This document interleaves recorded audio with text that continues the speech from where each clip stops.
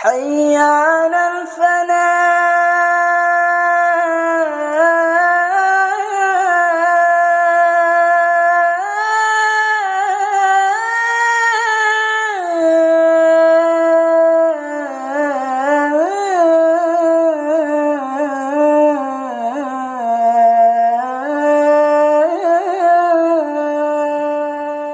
أعوذ بالله من الشيطان الرجيم بسم الله الرحمن الرحيم السلام عليكم ورحمة الله وبركاته.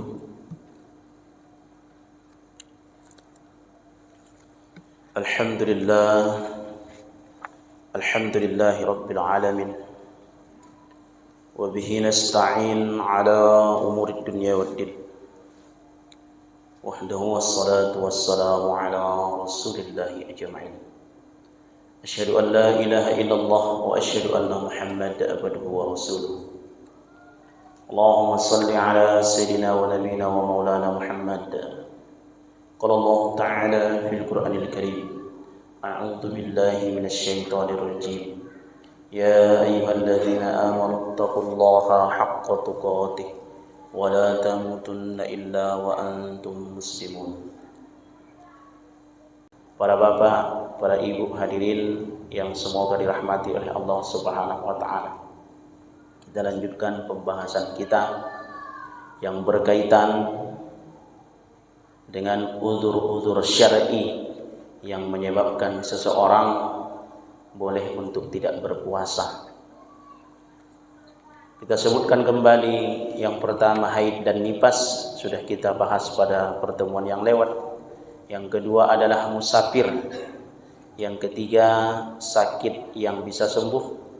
Yang keempat sakit yang tidak bisa sembuh. Kemudian dengan bodoh dan lain sebagainya yang berkaitan dengan itu sudah kita bahas. Yang kelima orang tua yang tidak mampu puasa. Sekarang yang keenam ibu hamil dan ibu yang menyusui. Bapak Ibu yang dirahmati Allah Subhanahu wa taala. Mari kita lihat, ini penting sekali Bapak Ibu untuk ibu-ibu yang sedang hamil atau kemudian yang menyusui. Karena tentang masalah ini perlu dilihat fikihnya secara utuh, dan banyak orang yang salah kaprah, salah pengertian. Sehingga terkadang istrinya salah mengamalkan ketika dia tertinggal puasa dalam keadaan menyusui atau kemudian hamil. Kita lihat, kita baca seluruh pendapatnya, kita terangkan nanti. Halaman 327 dalam jilid yang ke-7 ini Imam Nawawi rahimahullahu taala menjelaskan far'un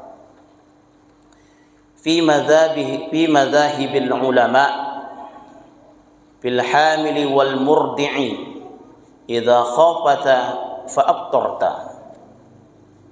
Qad dzakarna anna madhhabana annahama anna khafata ala anfusihima la ghairi aw ala anfusihima wa waladahuma aftarta wa qadata wala fidyata alaihima bila khilafin wa in aftarta lil khawfi ala al walidi aftarta wa qadaita was sahihu wujubul fidyah. Bapak Ibu yang dirahmati Allah Subhanahu wa taala, sekarang maksudnya kita terangkan. Dan pendapat ini adalah pendapat Imam Syafi'i dan Imam Ahmad bin Hanbal. Imam Syafi'i dan Imam Ahmad bin Hanbal ini satu pendapat tentang masalah ini. Apa itu? Jika seseorang ibu yang hamil, ibu yang sedang hamil atau kemudian dia menyusui, khawatir terhadap dirinya dan anaknya, maka bagi dia adalah wajib hanya qada saja.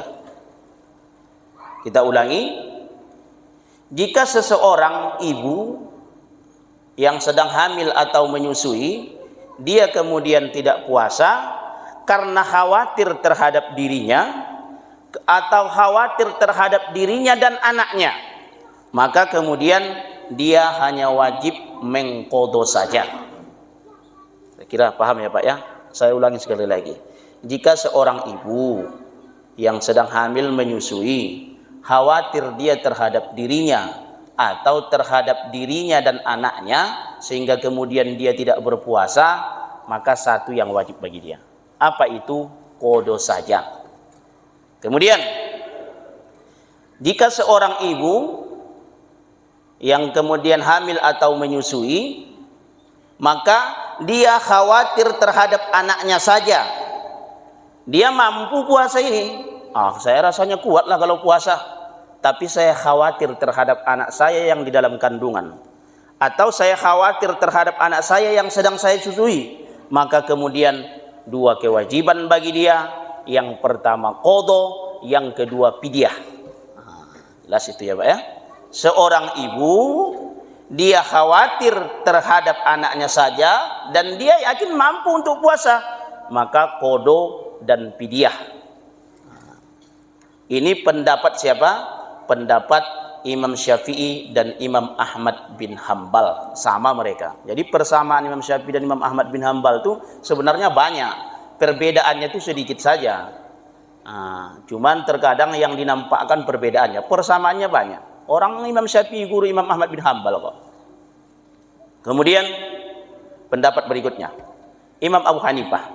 Imam Abu Hanifah, ibu hamil kemudian menyusui, ibu hamil dan ibu yang menyusui, maka satu kewajiban bagi dia, hanya qadha saja, nggak ada fidyah.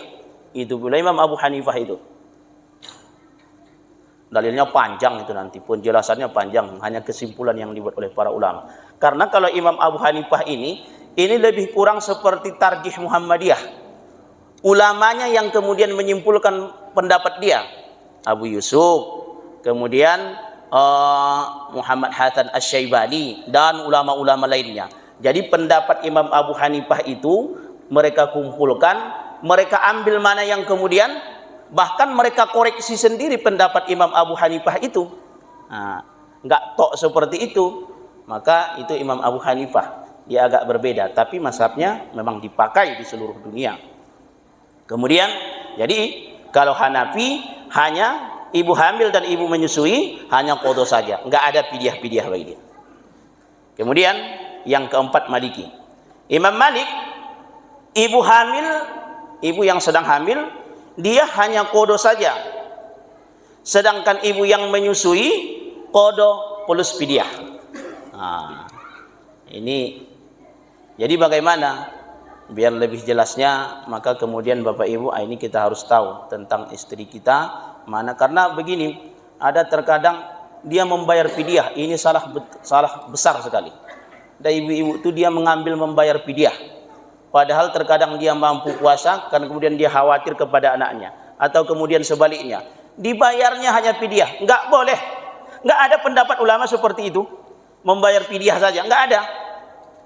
Intinya seluruh ulama qadha ada, yang fidyah saja enggak ada. Ini yang kita tidak tahu, entah salah dengar atau kemudian salah paham. Enggak ada pendapat ulama seperti itu, semuanya pasti ada qadha. Kalau fidyah enggak. Kalau fidyah itu nanti tambah-tambahannya. Intinya yang fidyah saja enggak ada. Maka hati-hati ibu hamil, ibu yang menyusui, pada umumnya pendapatnya ketika Anda meninggalkan puasa, maka semuanya ada qadha. Nanti ada pembagian-pembagiannya tentang fidyah. Bapak Ibu, penting kita tahu, kita mengerti tentang masalah fikih puasa ini. Nanti kalau kemudian dia salah paham, salah mengerti, nggak digantinya selama-lamanya. Bagaimana tanggung jawabnya kemudian nanti di akhirat? Apalagi kita suami, harus detail betul ini. Mohon maaf Bapak Ibu ya, harus detail. Kita tanya istri kita berapa tinggal puasanya, semua perkara tentang hamil dan menyusui, baru nanti kita jelaskan masalah ini kepada dia. Tanggung jawab suami besar juga kepada istri dalam hal ini. Bapak Ibu, sudah kita jelaskan beberapa udzur syar'i yang boleh seseorang untuk tidak puasa. Saya ulang, haid dan nifas, musafir, sakit yang bisa sembuh, sakit yang tidak bisa sembuh, orang tua yang tidak mampu puasa, kemudian ibu hamil dan ibu menyusui. Ini sudah kita bahas detail tentang ini. Mudah-mudahan bermanfaat bagi saya pribadi dan kita semua. Kita tutup dengan doa. Subhanakallahumma bihamdika asyhadu an la ilaha illa anta astaghfiruka wa atubu ilaik. Wassalamualaikum warahmatullahi wabarakatuh.